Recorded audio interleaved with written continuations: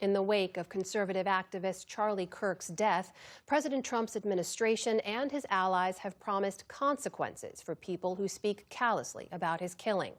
Inside and outside of Trump's government, it's led to people being fired, suspended, or reprimanded. And it sparked an open debate about the limits of free speech. Hey, everyone. So when you see someone celebrating Charlie's murder, call them out. And hell, call their employer. We don't believe in political violence, but we do believe in civility. You know, they're already under major investigation. A lot of the people that you would traditionally say are on the left. They're already under investigation. White House Deputy Chief of Staff Stephen Miller vowed to use law enforcement to go after Americans who mocked Kirk's death, calling that domestic terrorism. We will not live in fear, but you will live in exile, because the power of law enforcement under President Trump's leadership will be used to find you, will be used to take away your money, take away your power, and if you've broken the law, to take away your freedom. Already, there have been repercussions. Defense Secretary Pete Hegseth suspended an Army colonel for a post criticizing Kirk after his death and said the Pentagon was, quote, very closely tracking responses celebrating or mocking Kirk's death, adding they, quote, will address immediately. The number 2 official at the State Department promised to punish foreigners who mocked the killing, calling them, quote, not welcome visitors to our country. Right-wing conspiracy theorist and Trump ally Laura Loomer said she would try to ruin the professional aspirations of anyone who celebrated Kirk's death. Multiple media professionals, both in news and in sports, have already been ousted for comments about Kirk. Conservative pundit and former Bush staffer Matthew Dowd was fired as an MSNBC analyst after these comments. Hateful thoughts lead to hateful words, which then lead to hateful actions. Washington Post columnist Karen Attiah said she was fired for her posts about Charlie Kirk, gun violence, and race. Across the country, numerous professionals, from government employees to teachers and college professors, have reportedly lost their jobs for posting comments critical of Kirk, as a new battle over free speech unfurls in a fraught political climate. This is really getting out of hand. A Washington Post columnist was fired from her job for literally quoting something that Charlie Kirk said, and there's proof that he said this on the internet. I'll prove it too. Watch this clip of J.D. Vance denying that Charlie Kirk ever said this, and then I'll play the clip of him saying those exact words. The writer accuses Charlie of saying, and I quote, black women do not have brain processing power to be taken seriously. But if you go and watch the clip, the very clip she links to, you realize he never said anything like that. He never. They're coming out and they're saying, I'm only here because of affirmative action. Yeah, we know.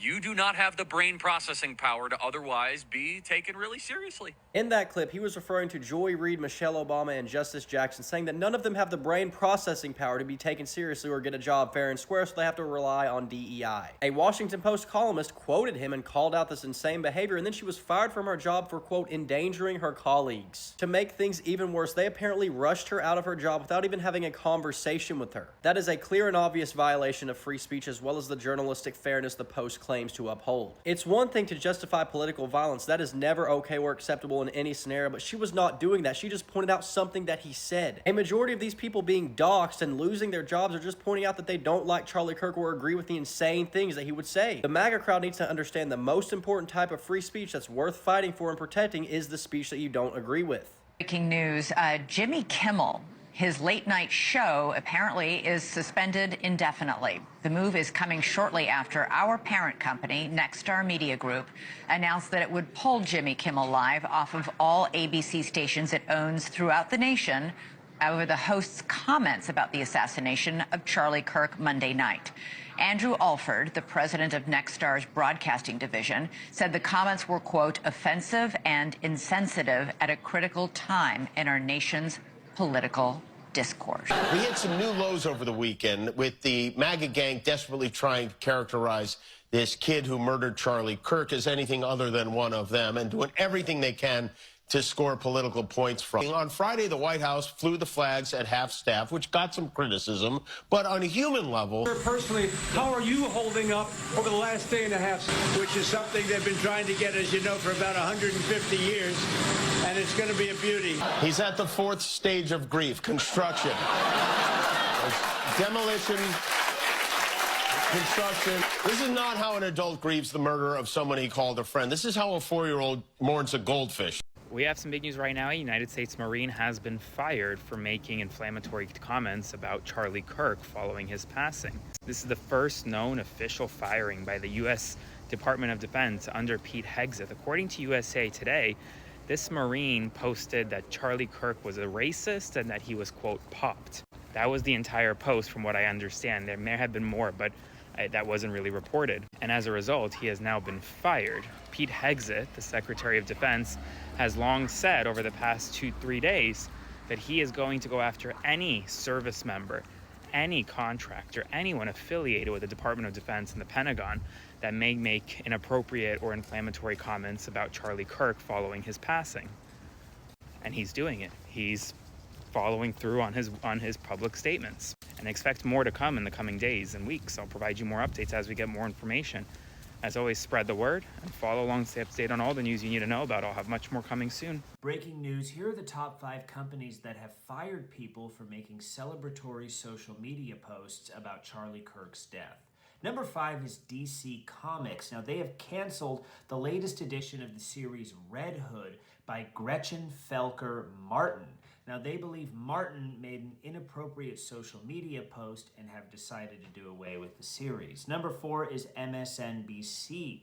They fired Matthew Dowd pretty much right alongside with the assassination. He immediately made some remarks that the things Charlie Kirk was saying and doing led to the assassination, and they quickly fired him. Number 3, Tennessee State University fired an employee. And number 2 is American Airlines, who fired a pilot for making a social media post. And number 1, this is the Carolina Panthers. Nothing beats a Jet2 holiday. And right now, you can say nothing beats a Jet2 holiday. And right now, you can say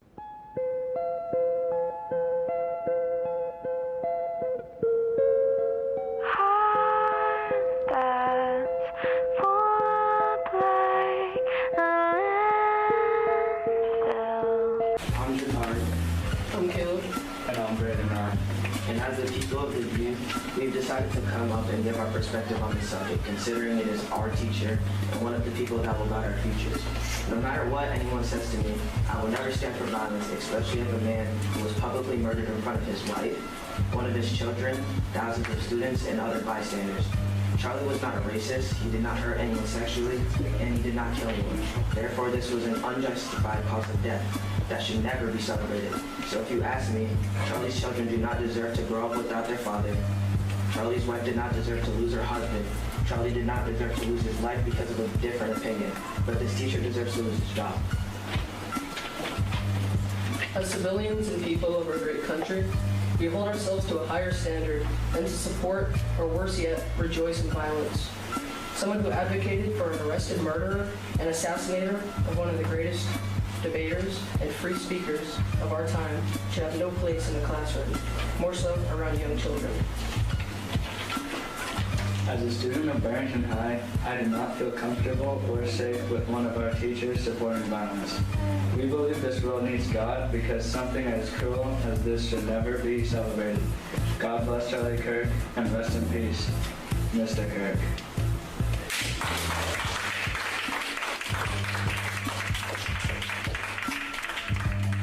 Growing calls to vacate his seat. Can you understand why they are calling for you to step down and asking you to resign? I understand why they're saying that, but that's not something that I'm going to do. Village of Palmetto Bay Councilmember Steve Cody says he's not going anywhere after the mayor put out a statement Thursday calling for him to step down. Cody is under fire over a social media post he made about the death of conservative activist Charlie Kirk. The councilman deleted his post, but he wrote, "Charlie Kirk is a fitting sacrifice to our lords, Smith and Wesson. Hallowed be their names." The comment was over a graphic of the activist's 2023 remarks that it's worth to have a cost of, unfortunately, some gun deaths every single year for Second Amendment rights. Why did you make the post? It was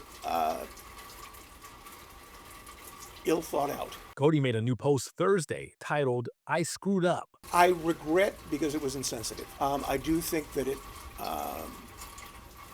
there's a certain bit of irony in it, but it caused a lot of pain for people I know and people that I respect. Several leaders and lawmakers are also weighing in on Cody's post and calling on him to resign. Cody says if he could go back, he'd do things differently. I regret it, but, the best I can do is to apologize to those who I've hurt and vow to go forward and